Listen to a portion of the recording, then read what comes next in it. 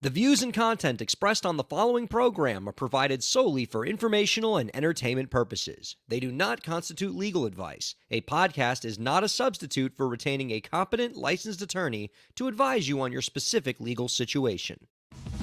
Break the business, play is work and work is play. Power into creators, have fun along the way.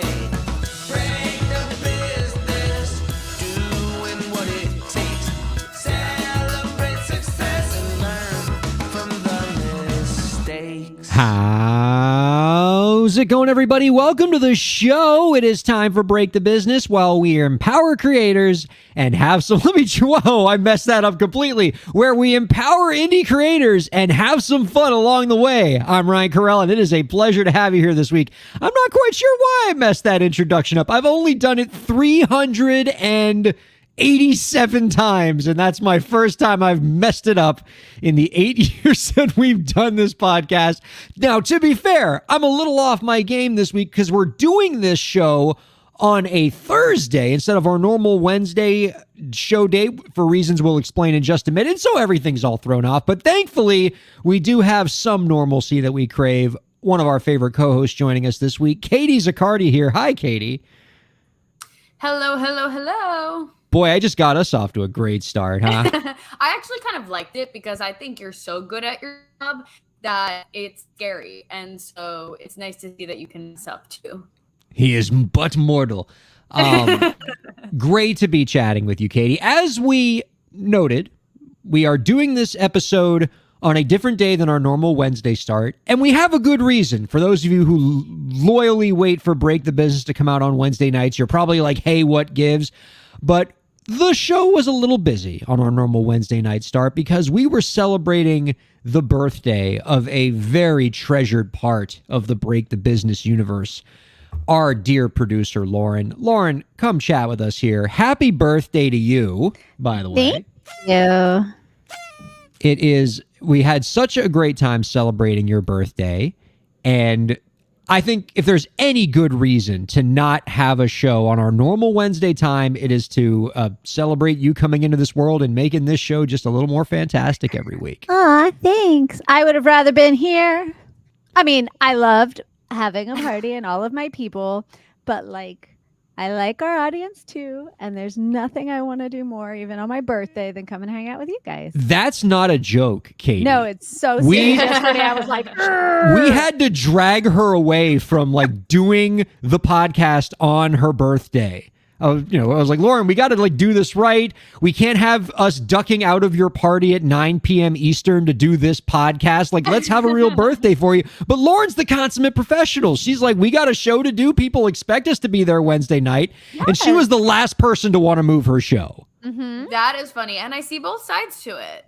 But you deserve a day off and then to work the next day, Lauren. So you should celebrate yourself. It was like a compromise. We couldn't cancel. It was like, well, okay, well, maybe a delayed day. Okay. There we go. And that was the best we could get out of her, was postponing the festivities of this show 24 hours to do the festivities that is her birthday. Now, you do deserve all the celebration for this wonderful day. And when it was my birthday, you had some really cool pomp and circumstance for the show and made me feel good. So I do want to return the favor.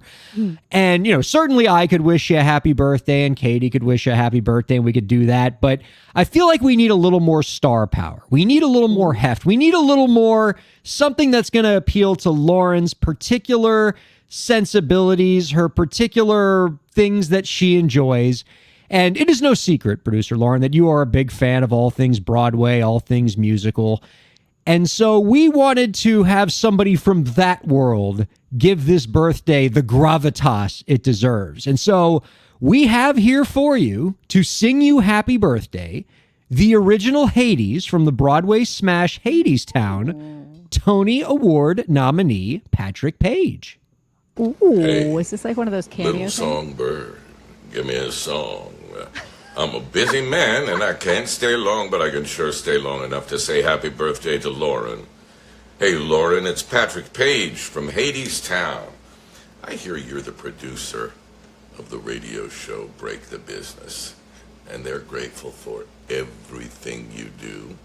They know you're a big theater fan, especially Broadway, and so they asked me to wish you a happy birthday. And so I'm here to sing you your birthday song. Here you go. Happy birthday to you. Happy birthday to you. Happy birthday, dear Lauren. Happy birthday to you. Well, now I'm going to have to listen to Break the Business. Thanks for everything you do. Are you saying he wasn't already a huge fan and didn't do that just out of his, love of the show?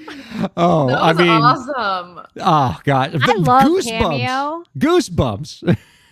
Yeah. Like as a platform, and even just now, of course I have to flip things around, right? For our indie creators out there, I love Cameo. Like there's a lot of big star power and things like that, but even on whatever level you happen to be on, to have yourself on a platform like that where anybody in the world can be like, you know what?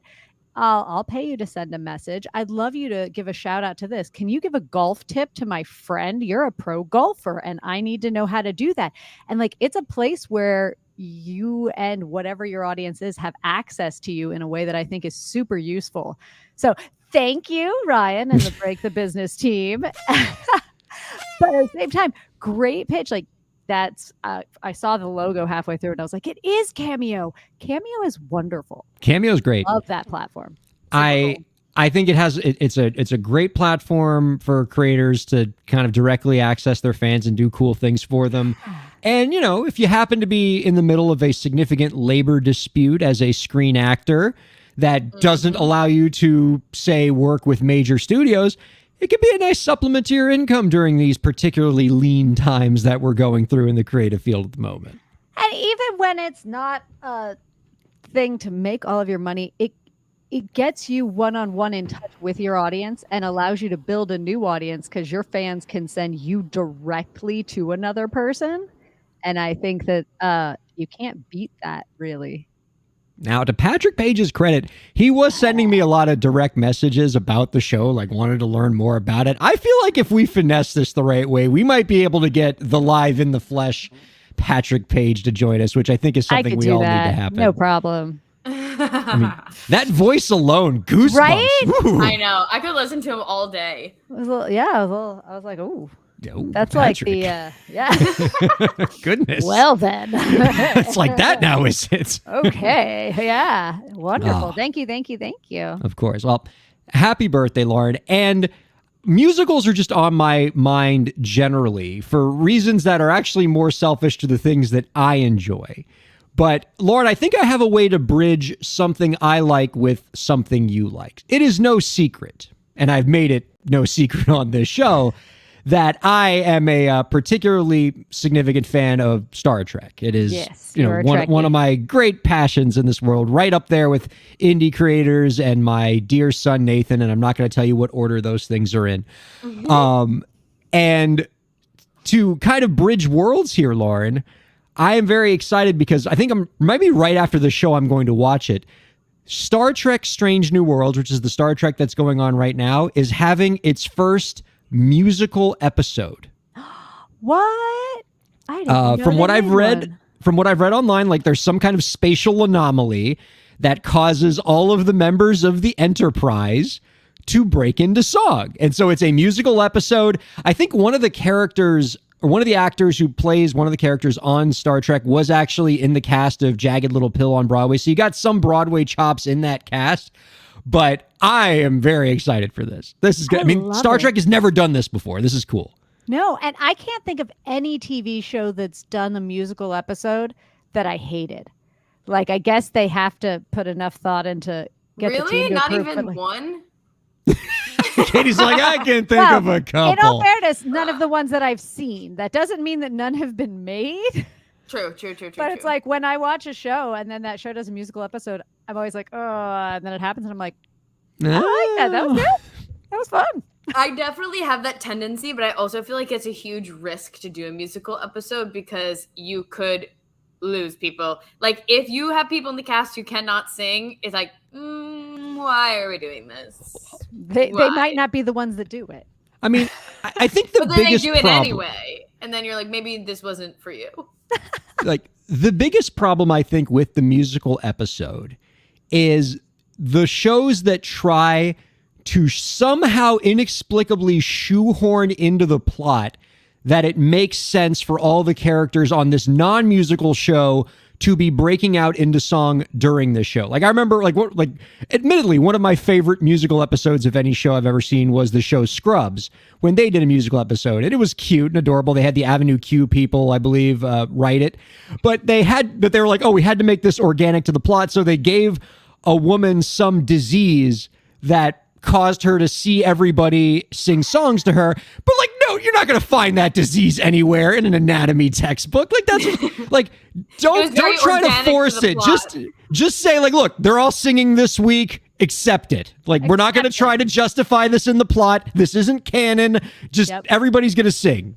That's what they did in Grey's Anatomy too, I think. If I'm remembering correctly, one of the doctors, Callie, who is Sarah Ramirez, who's like been on Broadway before. I think it was just an excuse to get them to sing. But then it was, I think that her character was in a coma or like going into surgery and under anesthesia. It was or like something. it was all in her head. So then everyone's singing. And I'm like, okay. Like Sarah can I like sing, that like, episode too. I remember that one. It was good, but it was also like, we didn't need it. It's fine. Well, I do want to talk a little bit more about Star Trek because I want to connect Star Trek to something that you have expertise in, Katie, which is TikTok.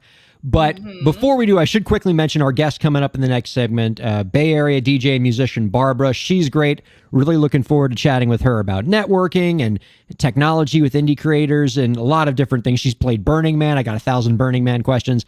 That's going to be a blast in the next segment.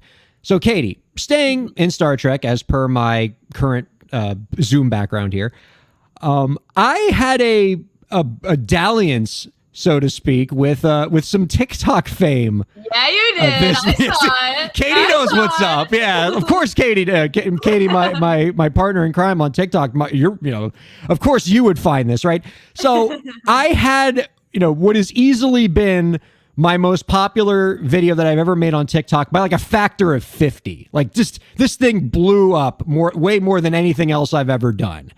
And what I did was I combined my love of law with Star Trek, and I said, I'm going to do a video where I am the Starfleet legal department, where basically I'm just a lawyer for Starfleet, just pointing out all of the legal problems that happen on Star Trek. And I just did it sort of to be funny. I wore my little Star Trek outfit.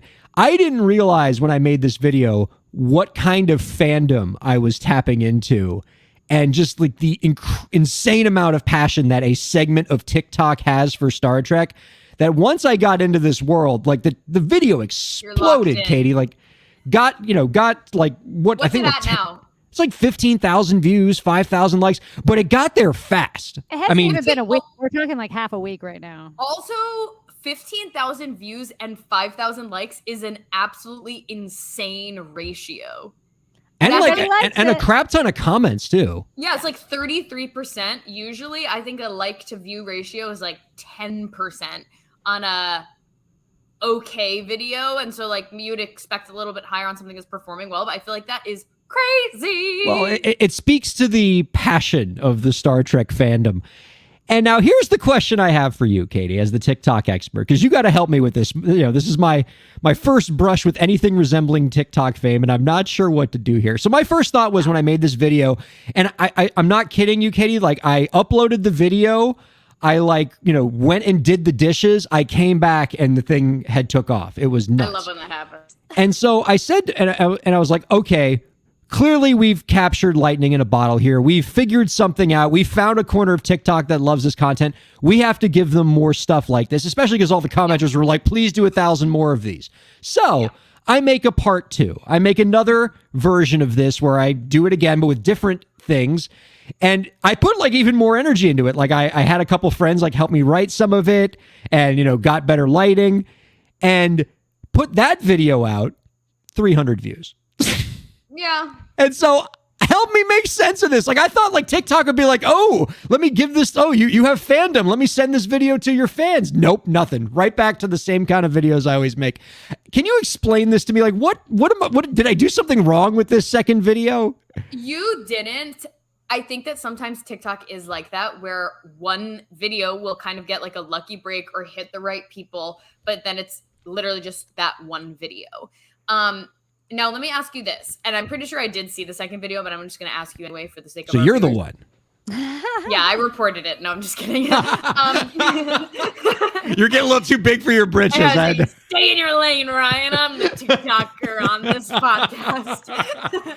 Back off, law boy. 100% not what happened. Did you like reply to a comment or like use anything from the old video in your new video, or was it just like a completely new video? I think I took some suggestions. Like some of the commenters had some good ideas for bits for the second video. Okay. I was like, oh yeah, I could do something with that. That's funny. Yeah. So I did a little bit of that. So where I think you might, I don't want to say went wrong, but where I think you can experiment to see. Well, I clearly went wrong somewhere. Well, not necessarily. I mean, hey, I even just started a new music account. Well, I didn't just start it. I started it months ago, but never used it.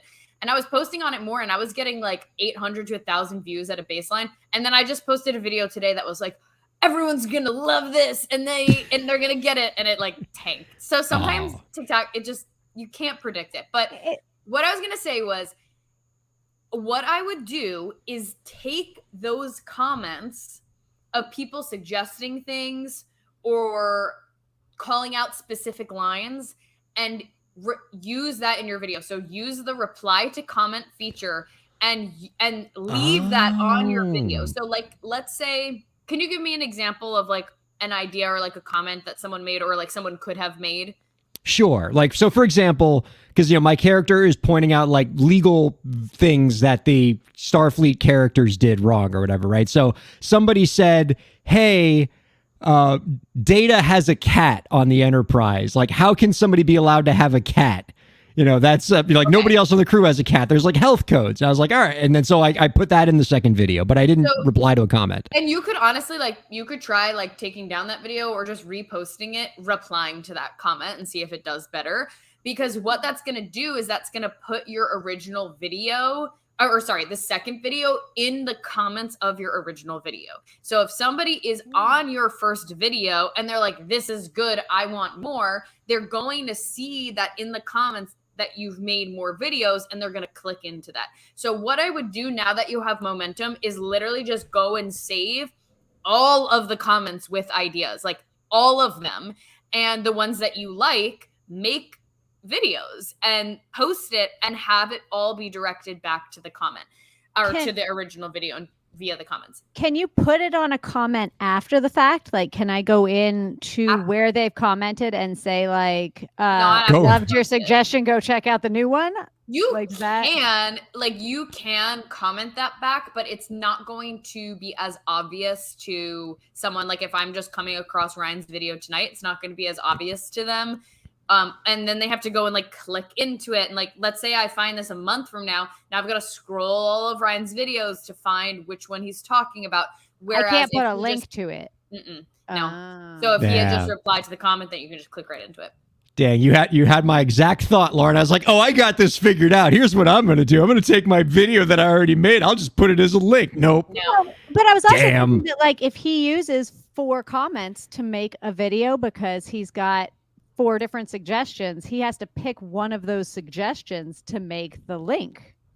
Yeah, I mean, you just pick one of the comments, but something else you could play around with is like just use one of the topics per video and really milk it for what it's worth. Make 4 videos. Yeah, exactly. Make 4 videos. Each of those suggestions about legal issues on the Enterprise needs to be its own video. And honestly, that's the nice thing about going viral on TikTok. And even if you don't go viral, like if you're having something with like Ryan where people are engaging, this is such easy content. Take each comment and turn it into a video. You don't even have to think about it. Yeah. And it ends up being a win-win because now your audience feels like they're a part of it. They're contributing to the funniness and to the joke. They're like an inside, on the inside. And if they see you replying to people, people are going to continue to give suggestions because they see that that's a thing now, and that's going to increase your engagement in the long run. So you definitely, I would definitely do that.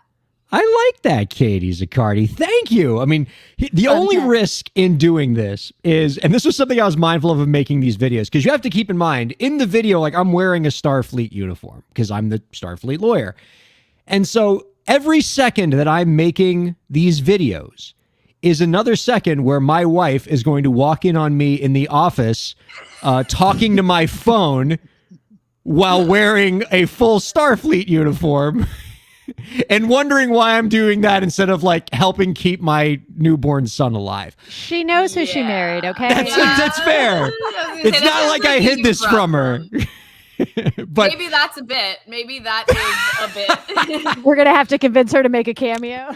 Yeah, this is excellent advice. I definitely want to avail myself of it, and just I hope it speaks to just your expertise on this and just how much I enjoy what you do on this platform. Katie, you had a video, this is probably like a week or two ago, that I saw that I grabbed, I saved, and I wanted to know if like I could play it here and maybe we could talk about it because the insights in it were really powerful. Folks, if you follow at Katie.Zaccardi on TikTok, she's got lots of great content about empowering independent creators, helping them, usually helping them get through a lot of their tough times, self-care, things like that. And you had an amazing video recently, Katie, about how musicians can come back from burnout. And I wanted to play that for everybody and maybe have you talk a little bit more about it. Sure. Cool. Can you put that up for us, Lauren? Mm-hmm. We'll play about a minute. I work with musicians every single day, and this is the one common conversation I've been having for the last few weeks. So many people are struggling with coming back after burning out. If you've ever burned out, you know how much it sucks and that you will do literally anything you can to not burn out again. But often puts you in a tricky position because you end up holding yourself back. If you operated how you used to operate, you would burn out again, so you don't do that. But if you scale back, then you're also just like not really getting anything done, feeling kind of confused as to what's a priority and like what's not. And it leaves you just not achieving any of your goals. You start to find yourself comparing yourself to other people who seem to be doing it all. People who maybe just grew up with a privilege of balance in their lives or whose brains just work a little differently than yours do. This is what I keep hearing from musicians day in and day out. For you, it feels like a trade-off. Either you burn out or you are successful. But where is the in-between? In the words of Ryan Gosling singing Matchbox 20's hit song Push, burnout says, I want to push you around and I will. I want you to say, you don't own me. We might change. We might just feel good. You know what I mean? But really, here is the one important thing that I want you to understand without sounding like a cheesy guru. Your past does not define you, but it does inform your future. You have one major thing now that you didn't have before you burnt out. Awareness of what's too far for your mind and body, awareness of the importance of prioritizing your mind and body, awareness of what actually lights you up and what gives you energy versus what drains you, awareness of the fact that your goals and desires are still your goals and desires and that you want to keep going after them, and awareness that you can make it through anything. When you go through a period of burnout, it can feel like you have not grown at all during this time and that you've just wasted time that you could have or should have been using to move your career forward. But I want to assure you that that is not true. You have been growing. A lot of great insight to unpack there, Katie. And I can tell you, it speaks to me and my own situation. As a lawyer, I'm already coming from a profession that is at particularly high risk of burnout just from being lawyers, right? Before you even get into like being a parent, being a podcaster, being whatever else I decide to be on the weekly, just my job is enough to put me at risk for burnout. And for creators, it's a lot of the same thing. They're also doing a similar juggling act where they have to be a creative person. They have to be an entrepreneur. They have to be a business person. They have to be a friend. They have to be a family member, a romantic partner, whatever else they have going on. And that's a struggle. I imagine creative professionals are also going to be at a particularly high risk for burnout. And that piece you said about trying to find the balance, I mean, love to get your thoughts more on that, where you come back from burnout and you don't want to push yourself too hard and get yourself right back into the situation you were in before. But there's also a danger in kind of going too easy and not, achieving what you want to achieve and not putting yourself back in the position where you're doing something that makes you happy. Where do you kind of stand with all this? How do you find that balance? It's challenging. And I will preface this too by saying that, like, if you have known me on this podcast or on my own podcast for a while, you probably know this about me. But if you're a new listener, you might not know that I started as a wellness coach.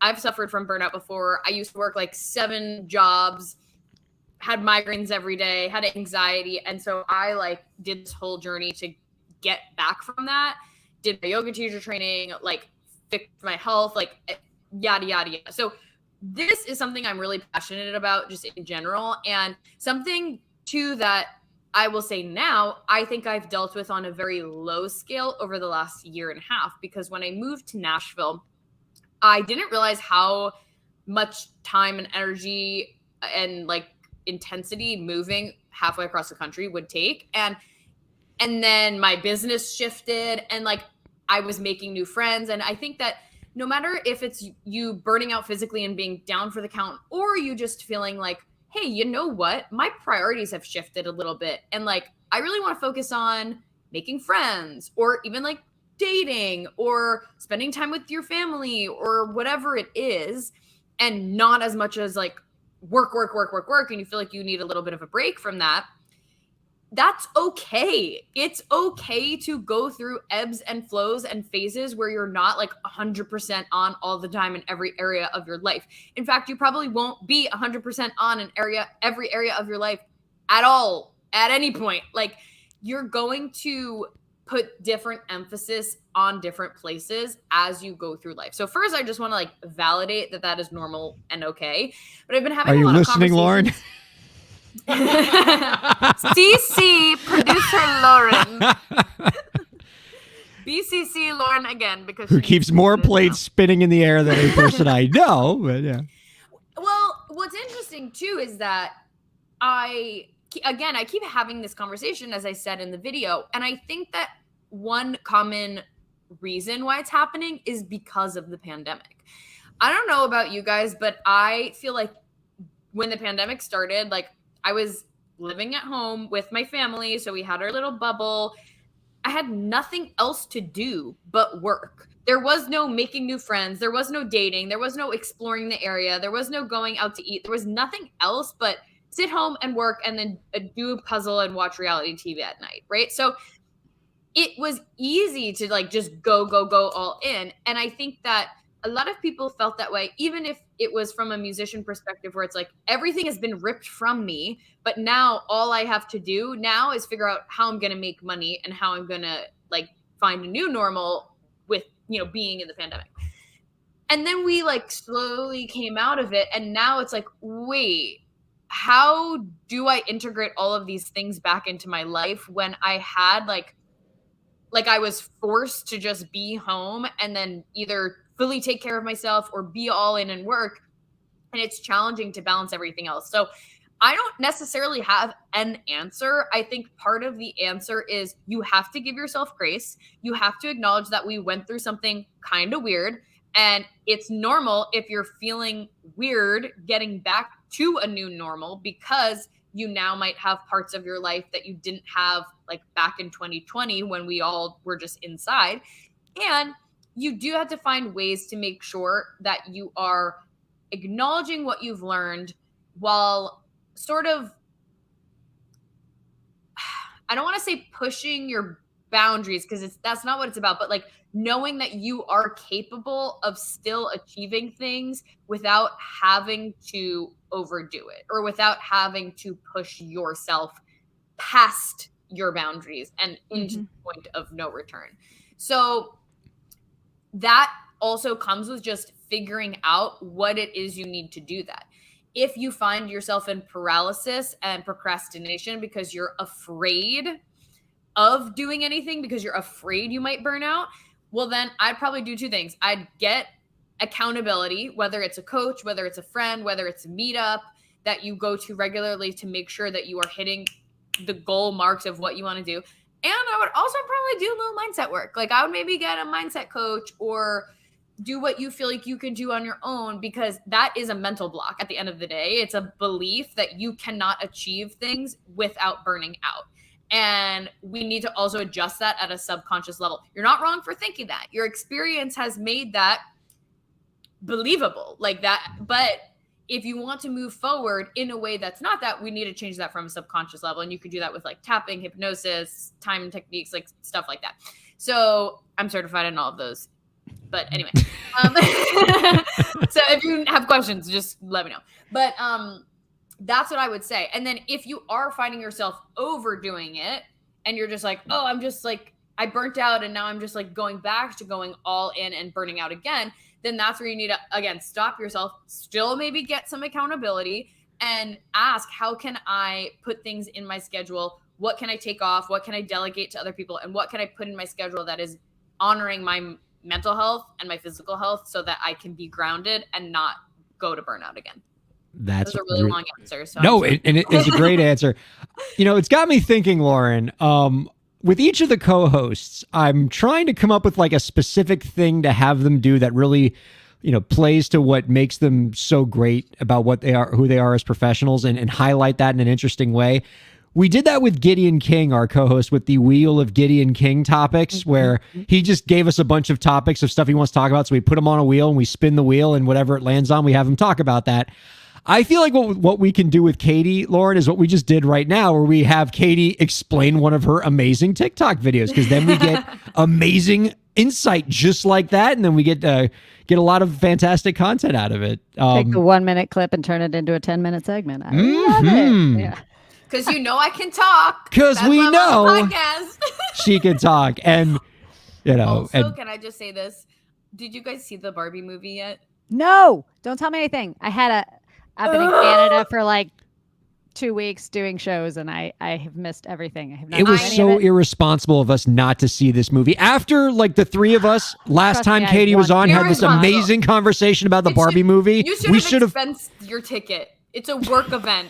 Actually, I a work retreat to the Barbie movie. Yeah. And also, the reason I just feel like I need to explain this because I have been Spoiler alert. Go ahead. sort of a spoiler. I mean, like, it's all over TikTok, and like, I won't tell you even the context of it, but let's just say there is a cover that now exists of Ryan Gosling singing Push, and like, I have been listening to it on repeat since I saw the movie, which is why I made that reference in the TikTok. And so if you get it, DM me, because we need to talk about the Barbie movie, and we need to talk about Ryan Gosling singing Push, because it's the best thing ever. Well, 30-second review before we go to break. Like, should we be excited to see this Amazing, movie? wonderful. I loved it. It's so great. It's the experience of being a girl. I honestly think I will not go on a date with someone who's like, I didn't get it, and it's dumb, and it's shoving stuff down your throat. If you don't have to get it if you're a man, because it's the experience of being a woman. But if you refuse to even like open your eyes to trying to understand our experience, you suck. And it's so funny. I thought it was just like quick hits of humor, one after the other. It was so good. But then like these moments of real deep understanding, all like within, like, almost cried 3 times, but then it was like so funny again. It's just a really enjoyable experience. 10 out of 10. There's 2 musical numbers. You could not ask for anything more. Awesome.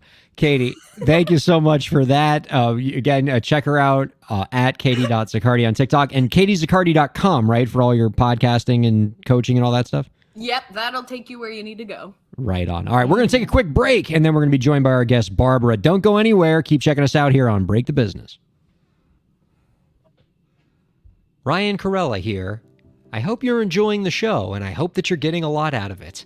I do what I do because I care about creators like you. A lot. I've dedicated my career to helping creative professionals, entrepreneurs, and organizations move forward. I do it by hosting this program, and I'm also proud to do it in my legal practice. If you're a creative professional looking for solutions-oriented legal services to help you further your goals, I'd love to help. My firm RKPA does contracts, commercial law, copyright, trademark, and more. Visit rkpalaw.com to learn more. That's rkpalaw.com. Ryan A. Kairalla, PA, Miami, Florida.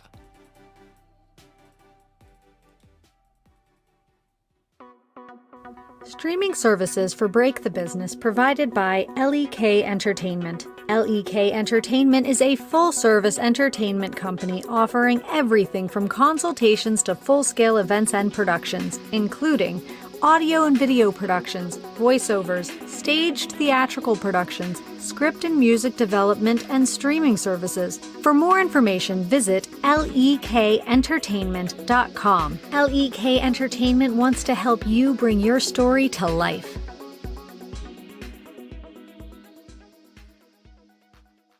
Thanks for supporting Break the Business. If you have a question or topic that you want us to discuss, email us at breakthebusiness@gmail.com. You can follow the host, that's me, on Twitter at Ryan Kair, and you can follow the show at the BTB Podcast. Be sure to subscribe to the show on Twitch, YouTube, and Facebook, and on all major podcast platforms. And now, let's get back to the show. Thanks, Ryan Kairalla. Ryan Kairalla here with producer Lauren on her birthday week here on Break the Business. Birthday week. Happy birthday to you, Lauren, and thank you for everything that you do, including the very terrific production work of reminding me during the break that we forgot to do the AI Overlord tip of the week. So once we interview our exciting guest, Barbara, please remind me to make sure we get the AI Overlord tip of the week. And I don't want to make the AI Overlord mad by not doing its tip. And we have some listener questions. Oh, and we have, oh my God, listener and we have didn't listener get to them, questions. We will get to them eventually, so don't take it personally. Hopefully. Look, we have a tradition here at Break the Business where when we get listener questions, it takes me 9 weeks to get to it. It's just like, don't take it personally, listeners. All right, we got our guest here. She is a Bay Area DJ and musician who has had residencies at Black Flamingo and Burning Man. Ooh. You can check out her latest single, Sneaking Around, which dropped in July on all major streaming platforms. Check her out at Barb's Music on Instagram. We are happy to welcome Barbara on Break the Business. Hi, Barbara. Hello, everyone. Nice to meet you. Excited to be talking to you. Look at that smile. Just perfect teeth and just like a fantastic backdrop. Well lit. I mean, great sound quality. Just you're checking off all the guest boxes so far. Oh, good. I'm hoping. I'm on the East Coast visiting family, so I'm like, where can I go that's quiet, that I won't be bothered, and hopefully we have good Wi-Fi. So hoping it's good. Because you're normally like a West the Coaster. pandemic. I'm in the closet somewhere. Yeah, It's my bubble. where I am.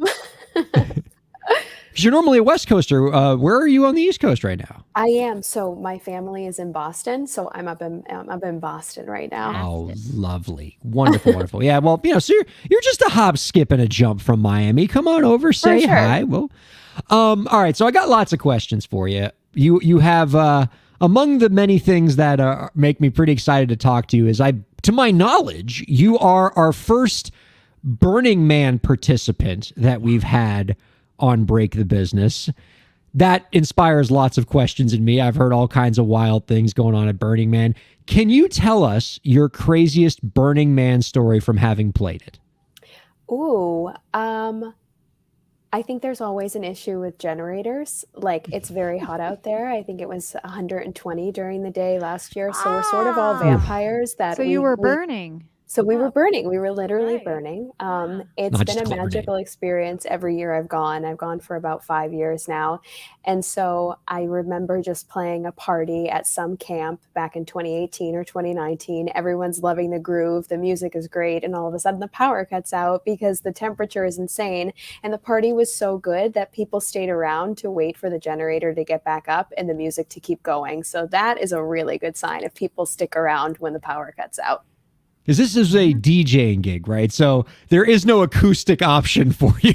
No, unless we all want to, hold hands and sing and just bang on things to make drum everybody's beats. like, Yeah. Which would be kind of on brand for Burning Man, by the way. Like, I'm sure there was some encampment going on somewhere where people were just holding hands and chanting and banging drums. So. For sure. It's choose your own adventure, Now, Barbara, I've been told that you have a pretty interesting story of how you got your first DJ gig. Can you tell us a little bit about this?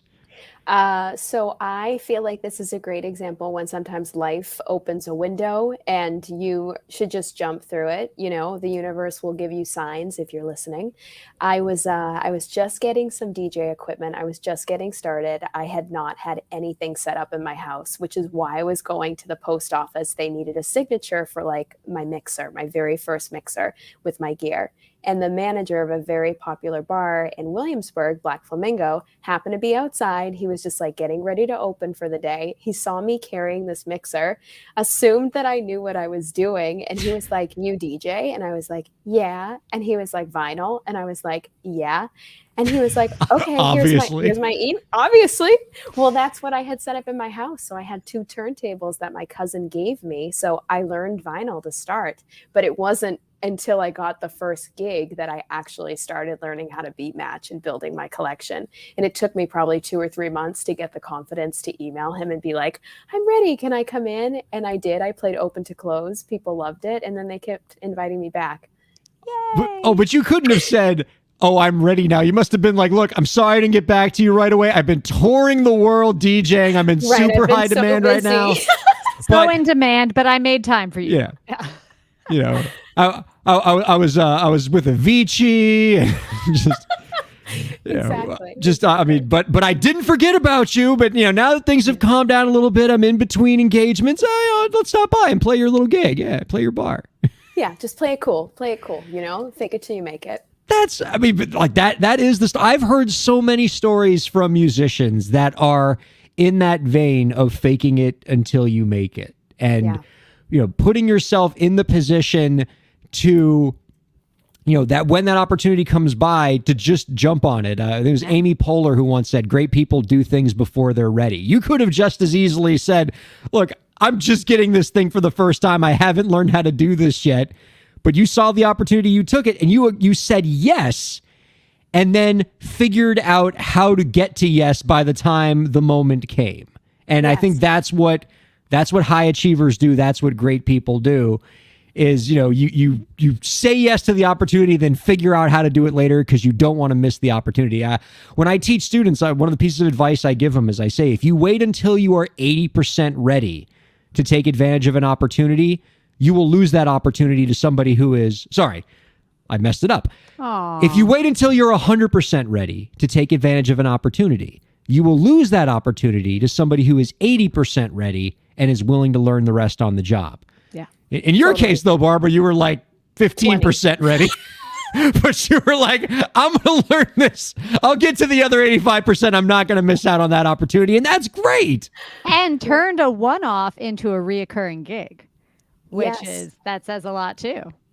It does. Well, I feel like also sometimes other people see things in you that don't see in yourself yet. And I felt like that moment he asked me if I wanted to, he knew, like we knew that I was a DJ. It just like hadn't happened yet, you know, like there was a mutual, oh, she gets it, you know.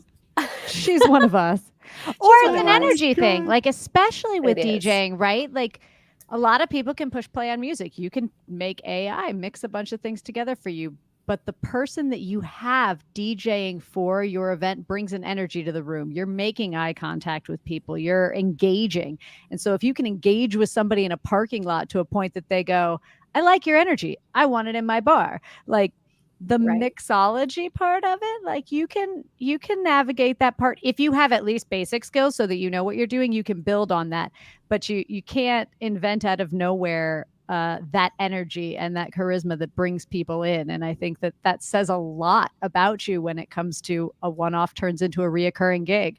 And I come back to the same venues again and again, and people come back to listen to it. Like that's a magic, and that's wonderful. I mean, even you came on here, and the moment you were here, you were smiling, you were bubbly, and I was like, "Oh, this is going to be fun. Yay." And so that's awesome. Those are the best interviews, by the way. Like Lauren and I, we've done this enough that we know within the first 0.8 of a second whether we're going to have ourselves an interview. Just looking at the guest's face, we know whether we're going to vibe with this person or if this interview is going to be a slog. And we knew right away, oh, Barbara's ready to go. This is going to be a blast. She's going to mix it up for us. We got the... And yeah, exactly. And so far it has been a blast, notwithstanding the fact that I totally effed up my 80%, 100% story. And it's going to bother me until all the way till next week's show. And the intro. Overlord. It's because we're doing this on a Thursday. Everything's screwed up. And it's full moon energy this whole week. Oh, Like it's man. been It's giving It was full like moon the energy first, for right? sure. It is. Yeah, it was. I was bad. driving to the Oof. airport at like 2:00 in the morning, and I was like, "Look at the moon." So taking advantage of opportunities like that, just saying yes and figuring out how to do it later, is that to you like your number one factor for success? Is there some other kind of mantra that drives you? I would say that for sure. I think there is no substitute for hard work as well. I think, what did they say? And I'll probably butcher it too, but something about luck and chance, the element of hard work, like those things, the magic all comes together when you're putting in the time and the dedication. I've realized like you really have to be obsessed with your craft as a musician. Like I am constantly listening to different artists throughout the day, like constantly networking, thinking about artwork for things, jotting down ideas for songs. And I think obsession can sometimes not be healthy, but it is a part of a recipe for success. The mixture of like always be creating, be obsessed with what you love and putting yourself out there, even if you don't feel like you're ready for things, to your point, like just saying yes and figure it out. Now, you spoke about networking. Do you have any particular advice on how to get better at networking? I know this is something that a lot of viewers and listeners want to get better at. Me personally, I'm atrocious at it, which is why I created a whole radio show just so I could have guests come to me and I could network without having to actually go to cocktail parties and stuff. It's worked out pretty well, but not everybody can have a podcast. So, what advice do you have just for people who are like, man, I want to get better at networking and making those connections, but it's hard for me. It doesn't come naturally. What would you say to them? I think it happens with a lot of people. Even when I started out, I struggled with it because you feel like you're selling yourself. But I think actually when you look at it, like what is something of value? How can I be helpful in this mutual exchange? So I look at it like a lot of producers don't write and they can't do vocals on their own. And I love their work. And sometimes I can't bring the musical elements or I can't make the drum beats the way that they do in the grooves. So there's something of me being like, hey, love your music. If you're ever looking for a vocalist, so there I'm adding my vocals and I'm getting the benefit from the amazing music that I love that they do and I'd want to work together. So it's all about thinking, what are your unique skills that you can bring to the table? And it feels less salesy when you're approaching it of like, what is something of value that I can bring, that I know that I can bring value to? And then I feel like the right partnerships just happen. Like you shouldn't have to network too hard or sell yourself too hard. When the right person, when it's reciprocated, they feel your energy and there's like a wholesome mutual exchange of value, then great. Perfect partnership. Our guest is Bay Area DJ and musician Barbara. You can check out her latest single, Sneaking Around, on all major streaming platforms, and check her out on Instagram at Barb's Music. I do want to get to the final question that we ask all the guests, but I would be committing interviewer malpractice if I did not ask the question that I see here in my show sheet. Because I'll tell you what I see in my notes. I'm looking right at it. It says in giant block letters, Barbara, ask Barbara about the time that she stole a kitten. And I can't look at that and not let that question get through. Like, how did you steal a kitten? How did that one get in? I mean, we do our due diligence around here. So like this catnapping that you engaged in, like, do you still have this cat? Like, did you go to jail for this? Like, we need backstory. How did you steal a kitten? I was so little. Yeah, I do catnapping as my side gig, like add it to my resume. Like it's a value add if you're looking for a cat. Bay Area DJ, musician, and convicted felon Barbara joining us here on Break the Business. It's a misdemeanor. They're not that valuable. Oh, yeah. All right. So the story is like I am obsessed with animals. Like I grew up, well, I ended up getting a dog because I would literally go into my neighbors' houses like unannounced and just be playing with their pets. And it got to be a problem. So my family realized, okay, let's just get her a dog and she'll be happy. So around that time where I was going into my neighbors' homes unannounced, petting their animals, neighbors down the street from us who knew me because they had chickens and turkeys and everything. I was always at their house. They had a litter of kittens that they were giving away for free. And I knew that my grandparents and my parents, we all lived in the same house. They were never going to say yes to a cat because I'm allergic. But I still she's allergic. like highly allergic. Of but course. that didn't stop me. I love wanted one anyways. And so I went over and there were so many people looking at the kittens. You know, I just kind of like took one with me in my arms. I went home and I remember my grandmother coming home with my great grandmother. Our family's super close. And they saw me having like a little tea party and one of the toys was moving. Like it clearly wasn't a toy. It was a cat. It was In a bonnet. like, what with a is bow. this? Yes. She's trying to hide the cat like under a bonnet, and she's sneezing the whole time, breaking out in hives. I don't know where the cat went. Exactly. So it was time to give the kitten back, but then I did get my dog after that. So I got a hypoallergenic dog. And so I just feel like I kind of won anyways. The moral of the story is if you do things crazy enough, your parents will go down to like the sane level and it'll still be more than you were going to get, right? Bingo. Do things and ask forgiveness after. That's right. You know, whether it is stealing somebody's pet or breaking telling and a bar entering owner just to that have you are a really great DJ when you just bought your mixer. Yep. You That's know, the theme. Barbara's showing her secret to success here.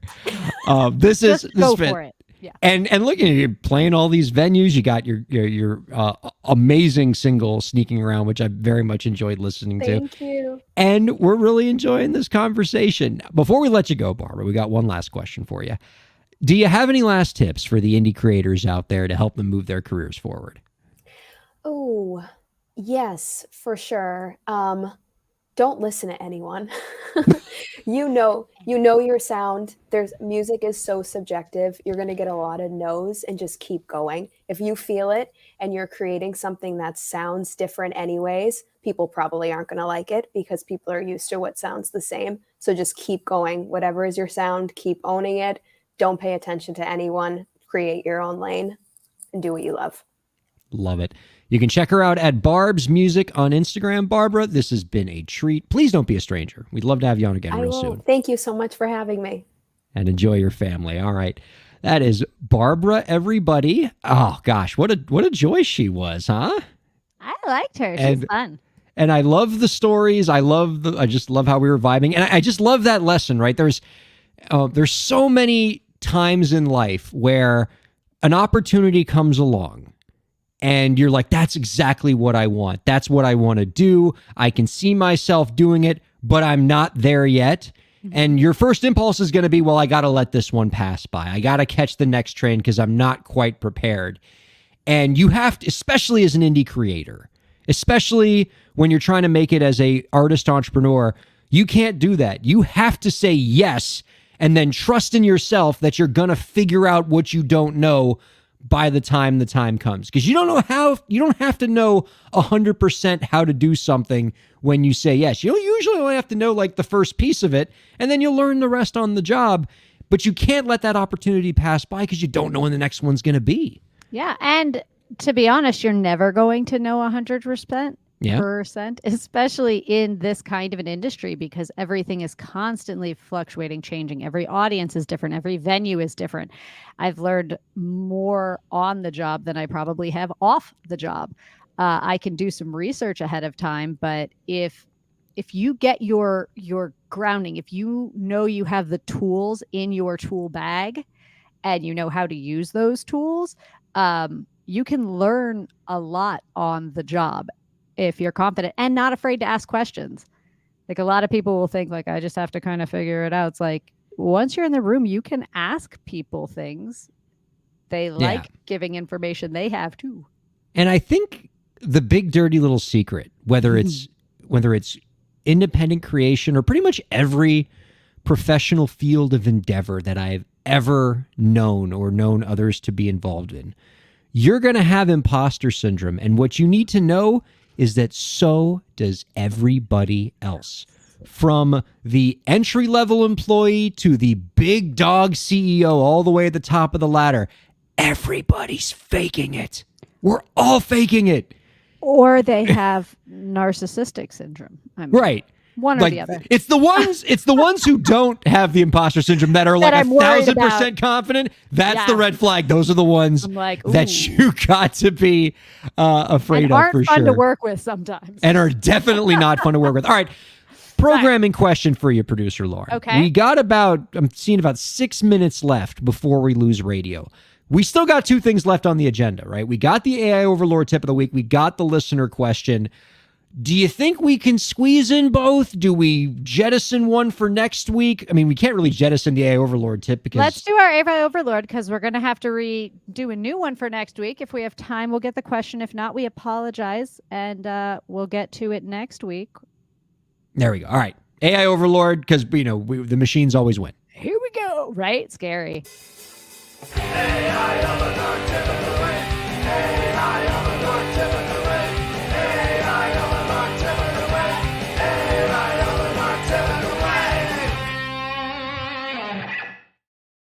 In honor of our Star Trek news, whether it was my dalliance with viral videos on TikTok or the up-and-coming Star Trek Strange New Worlds musical episode called Subspace Rhapsody. That's adorable. I want to see it now, so I haven't seen any episode, and I'm like, I want in. Oh, that seems like a good one to start. And the nice thing about Star Trek Strange New Worlds is that it's each episode's kind of self-contained, right? It's not like you're going to be lost if you don't see all the other ones before it. So you can just dive right in on episode 9, I think this is.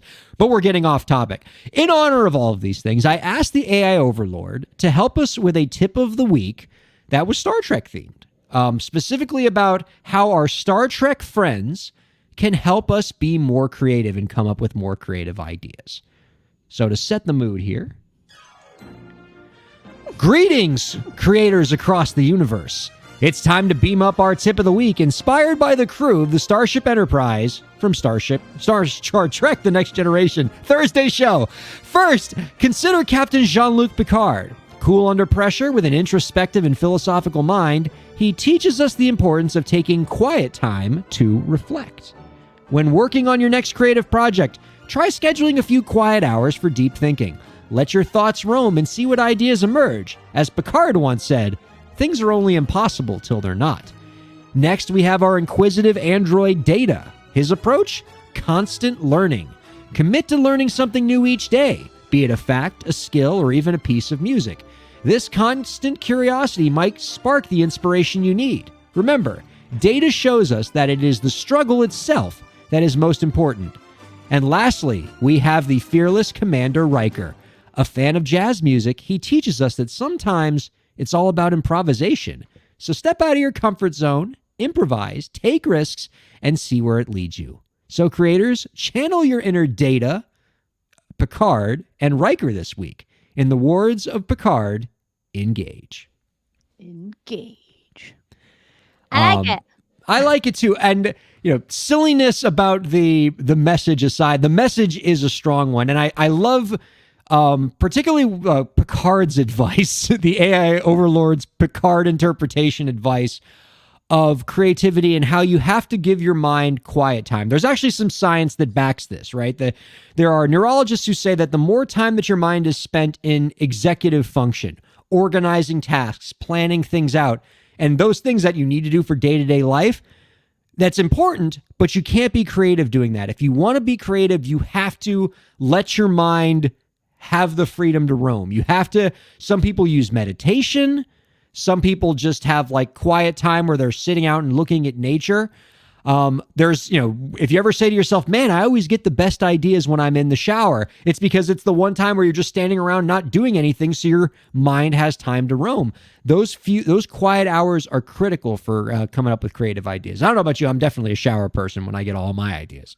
I look at rocks. I like walk to the shores and I'm like cleaning rocks, or I'm like picking up rocks or I'm like rock hounding somewhere, like that's my zen right there. Yep.